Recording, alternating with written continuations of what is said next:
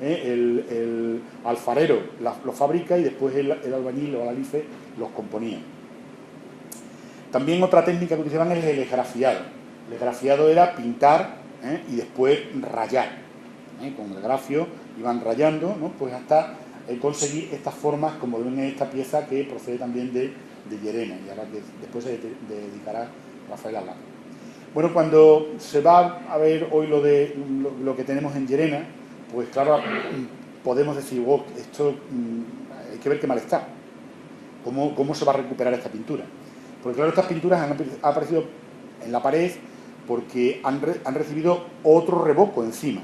El albañil, si alguna vez lo han visto, pica la pared, le hace estos agujeritos son procedentes del pico, ¿no? del martillo, y le sirven de alguna manera de agarre del nuevo revoco para que no se desprenda, porque si no la superficie es lisa, ¿no?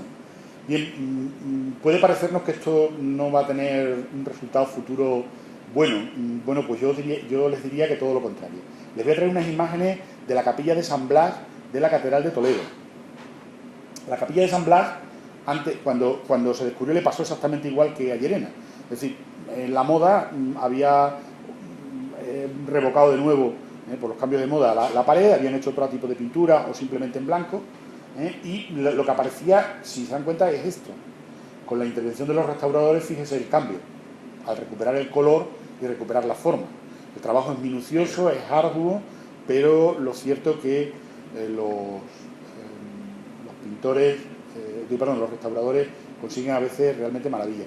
Y además, recuperable todo, porque las técnicas que utilizan pues son todas reversibles. Ahí tienen una pared para que vean el antes y el después. Bueno, pues cuando tengamos en Llerena ese efecto, esa restauración, bueno, pues la verdad que tenemos en Extremadura, en la ciudad, pero también en Extremadura, una nueva pieza de la que diríamos estar orgullosos. Otro aspecto que quería tocar era la autoría. La autoría de estas obras es complejísima, por decir de alguna manera, de momento imposible, sobre todo en estos momentos iniciales. ¿Y por qué los aplico esto? Bueno, pues porque las pinturas de Zafra, lo mismo que las de San Isidoro del Campo, son muy conocidas desde antiguo y están restauradas y están a la vista de los historiadores. Ahí tienen las de San Isidoro del Campo, son también zócalos, arrimaderos similares a los de Zafra, que tenemos aquí. Bien, pues las de San Isidoro del Campo se han venido fechando, Gestoso las fechó hacia 1431-1435, porque apareció una heráldica que él consideraba que era de esa fecha. Pero, bueno, durante mucho tiempo las pinturas de Zafra, como si es de esa manera, tienen que ser lógicamente posteriores, porque el Alcázar se empieza a construir en 1437 y hasta 1443 está en obras. Bueno, pues pensemos que se hacen en ese momento. La cámara en la que está es la cámara nupcial, en la torre del homenaje, y suponemos que serían de esas fechas. Pero como mucho las podemos retrasar hasta 1461, en que fallece el primer conde de Feria, es decir, el que encarga este edificio en el que nos encontramos y para el que se hacen esas pinturas. Bien, las semejanzas las hay entre las de San Isidoro del Campo y las de Zafra, y de hecho durante mucho tiempo se pensaban que los maestros estaban vinculados. Aquí tienen dos imágenes y ven que este motivo y este es el mismo, ¿vale? Pero si comparamos las pinturas de San Isidoro y las pinturas de Zafra, son totalmente distintas. Y no porque el motivo en el de Zafra sea un tema, diríamos, laico o civil, y en el de San Isidoro sea religioso. Es que la pintura no tiene nada que ver, son completamente distintas. ¿Qué es lo que ocurre? Bueno, pues que las pinturas de San Isidoro están mal fechadas.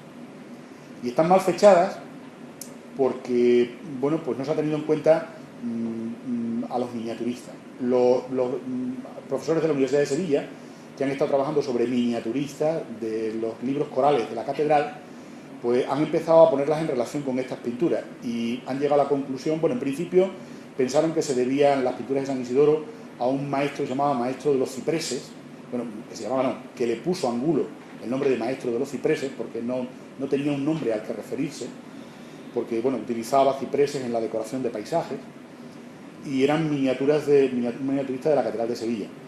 Y claro, se pensó que este maestro sería uno que se llamaba Pedro de Toledo, que en aquel momento, bueno, pues pintaba para la Catedral de Sevilla, que había estado en Italia en torno a 1431, y bueno, se montó esa hipótesis, esa explicación. La tesis actual es que el maestro de los cipreses no es Pedro de Toledo, que además no era un miniaturista, sino un calígrafo, que no sé si tendrá algo que ver con el Pedro de Toledo que traduce en Zafra en 1418 el More de Maimónides para el primer señor de feria, ¿sí? Y que tenemos un ejemplar en el Museo de Santa Clara, un ejemplar facsímil del que se conserva en la Biblioteca Nacional. No sé, pero el nombre es el mismo y estamos hablando de fechas cercanas. La tesis actual, la hipótesis actual es que hay que relacionar las miniaturas de la Catedral de Sevilla con un maestro que se llamaba Nicolás Gómez. Este Nicolás Gómez, de cuya vida no tenemos más noticias más que esas miniaturas, sería el maestro de los cipreses y sería el autor también de estas pinturas murales, porque es miniaturista, es pintor de tabla y es pintor mural, es decir, los pintores se dedicaban a todas las facetas. Y probablemente un maestro secundario pues haría otro tipo de pinturas, de paneles geométricos, que probablemente se serviría de repertorios que circularían entre los distintos maestros. ¿Y por qué? ¿Y quién era este Nicolás Gómez? Bueno, pues este Nicolás Gómez es un maestro que trabaja en la segunda mitad del siglo XV para la Catedral de Sevilla y que además, bueno, se inspira en un grabador alemán, Martin no sé cómo se pronuncia, Schonhauer, algo así, que es diríamos, el grabador más importante de Alemania anterior a Durero. Y copia directamente algún grabado de este maestro, lo copia en las miniaturas de la Catedral de Sevilla, de los libros corales. Por tanto, y si el maestro Martín, el grabador alemán, graba, es decir, hace sus obras entre 1465 y 1491, está claro que este pintor no puede ser tan antiguo. Además, solamente si comparamos este tipo de formas que vemos aquí en este San Lorenzo con este hombre, este salvaje que vemos aquí en el zócalo del parador, pues las diferencias son bastante significativas en cuanto a técnica y en detalle que vemos en una obra y en la otra. Por tanto, las obras aquí son muy antiguas, son probablemente de las más antiguas que se conserven, mucho más antiguas que las de San Isidoro, porque sí son anteriores a la primera mitad del siglo, y las de San Isidoro son de la segunda mitad y no son del mismo maestro, como se viene diciendo anteriormente. Incluso Rafael, bueno, pues les comentará algún detalle de maestros que se saben el nombre, pero no se sabe qué pintó, no se conserva lo que pintó, pero eso es muy, muy corriente en la obra. Solamente, bueno, ahí tienen, por ejemplo, también de San Isidoro y Zafra. Esta es la de Zafra, las hojas de vegetales, para que las vean que son completamente distintas. Estas hojas de cardinas y de cardo son mucho más puntiagudas, estas son mucho más redondeadas. Y solamente centrarles que este tipo de pintura que vamos a ver en cuanto a las formas figurativas, las formas geométricas hay que circunscribirlas al gusto mudéjar. Pero las formas figurativas son las propias del arte gótico que hay en España, sobre todo en el sur, o entre Toledo y Sevilla, que bueno, pues están inspiradas tanto en la obra de Giotto, que es del siglo anterior, que bueno, pues introduce en la pintura unos elementos nuevos, como es el fondo perspectivo, pero también el sombreado, y por tanto la volumetría en la figura.